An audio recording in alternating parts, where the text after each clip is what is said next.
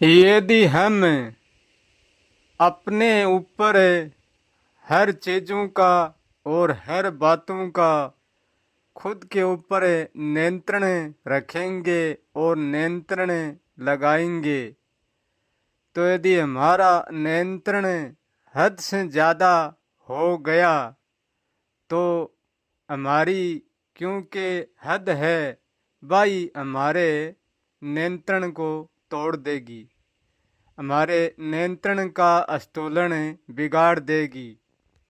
क्योंकि हर चीज की एक हद होती है, संतुलन की भी हद होती है। जे संतुलन भी बेहद में पहुंच जाता है तो टूट जाता है। सब चीजों का संतुलन होता है, सब चीजों का हद होता है।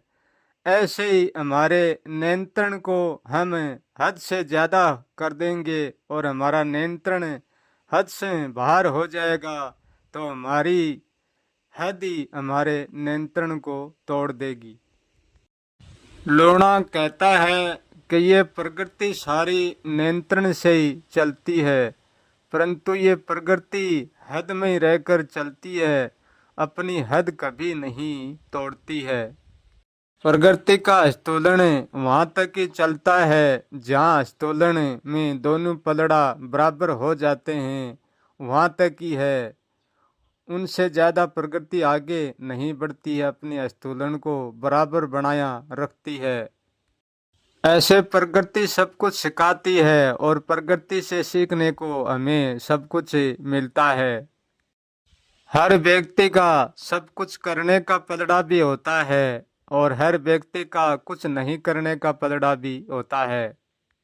यदि कोई व्यक्ति ये ठान लेता है कि मुझे कुछ भी नहीं करना है, तो वो अपनी हद तक तो कुछ भी नहीं कर सकता है। और जब उनकी हद भी टूट जाती है तो प्रकृति उनसे सब कुछ करवा लेती है। और कोई व्यक्ति ये सोच लेता है कि मुझे सब कुछ करना है, तो वो अपनी हद तक तो सब कुछ कर सकता है और उसकी हद टूट जाती है तो प्रकृति उसको वहीं रोक देती है। प्रकृति उनसे रोकने का काम सब कुछ कर देती है। आंदोलन अपने कर्म का और अपने मन पर नियंत्रण सबके लिए एक जैसा है। व्यक्ति अपने पर कितना नियंत्रण रख पाता है ये तो हर व्यक्ति पर निर्भर करता है। हद से ज्यादा कोई चीज भोगने की भी नहीं है और हद से ज्यादा कोई चीज छोड़ने की भी नहीं है। हद तक तो जो भी छोड़ना है वो सही छोड़ना है। यदि हद छोड़ने के ऊपर निकल जाती है तो फिर हमारी हद छोड़ने से भी टूट जाती है। कुछ भी भोगना है वो हद तक तो सही है, और जो भोगने की हद ऊपर चली जाती है, सीमा से ऊपर चली जाती है, तो फिर हमारी हद भी टूट जाती है, फिर भोगने की हद भी टूट जाती है। इसलिए हर चीज समान भाव से भोगो और समान भाव से ही त्यागो। जितनी त्यागने की जरूरत है इतनी त्यागो और जितनी भोगने की जरूरत है इतनी भोगो, ज्यादा कमती बत्ती नहीं। हर चीज सीमित मात्रा ही भोगो, हर चीज सीमित मात्रा ही छोड़ो। सीमा से ऊपर छोड़ने का ही हर चीज का नुकसान होता है और सीमा से ऊपर भोगने का ही हर चीज का नुकसान होता है। यदि भोगने और त्यागने दोनों में सुख देखना है तो समान भाव से भोगना, समान भाव से ही त्यागना, तब सुख मिलेगा। सबसे पहले ये जानना होगा कि किस चीज ने कितना भोगना है और कहाँ तक भोगना सही है। ये जो जानता है वो ही आंदोलन से भोग पाता है, वो ही सीमा से भोग सकता है। और केवल सीमा नहीं जानता है, भोगना ही जानता है, वो कभी सुख नहीं पा सकता। ना तो वो कभी छोड़ने से सुख पाता, ना कभी भोगने से सुख पाता। सीमा के बिना सुख कहीं भी नहीं है। यदि हम भोगने और त्यागने का दुख सुख का संतुलन बनाए रखेंगे तो दुख हमसे भिगो नहीं सकता अपने में, और सुख हमको मोहित नहीं कर सकता।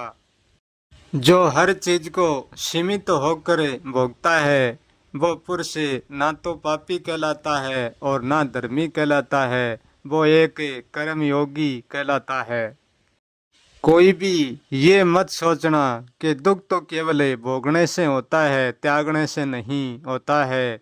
ये दोनों पहलू बराबर का ही। जो भोगने से दुख होता है वो दुख त्यागने से भी हो सकता है। और भोगना त्यागना संसार की माया तक ही सीमित है। जो माया से पार हो जाता है उसके लिए ना तो कोई भोगना है और ना कोई त्यागना है। परंतु माया से जो पार हो जाता है वो भी माया का कर्म सीमित होकर ही करता है, कभी सीमा नहीं टूटने देता है। जो व्यक्ति अपने पलड़ों का आंदोलन बनाया रखता है पूरी प्रकृति उनके साथ होता है, पूरा ब्रह्मांड उसके आगे नतमस्तक होता है। प्रकृति को आंदोलन बनाने की जरूरत नहीं है क्योंकि प्रकृति अपने आप में सीमित रहती है, इसलिए उनका आंदोलन अपने आप ही बन जाता है। यदि सीमित मात्रा में जो भोगने योग्य है वो व्यक्ति पूरे जीवन भोग सकता है, और सीमित मात्रा जो त्यागने योग्य है वो व्यक्ति पूरे जीवन त्याग सकता है। ऐसा नहीं है कि सब कुछ त्याग सकता है और सब कुछ भोग सकता है, ऐसा जीवन में नहीं हो सकता।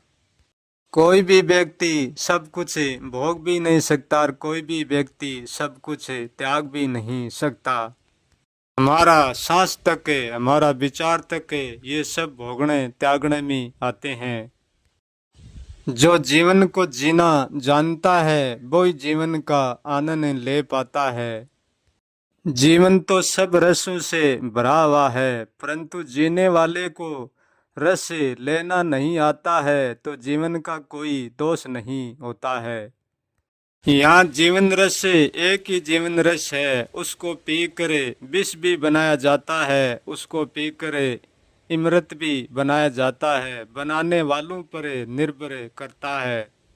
हर व्यक्ति किस भाव से पीता है वो व्यक्ति जानता है।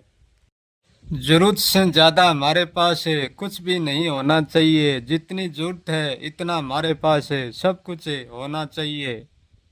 और जरूरत को हम सीमित करेंगे तो ही वह कमती ज्यादा नहीं होगी, यदि सीमित नहीं करेंगे तो जरूरत का कोई अंत भी नहीं होगा। जीवन सारा सम्यक भाव से चलता है।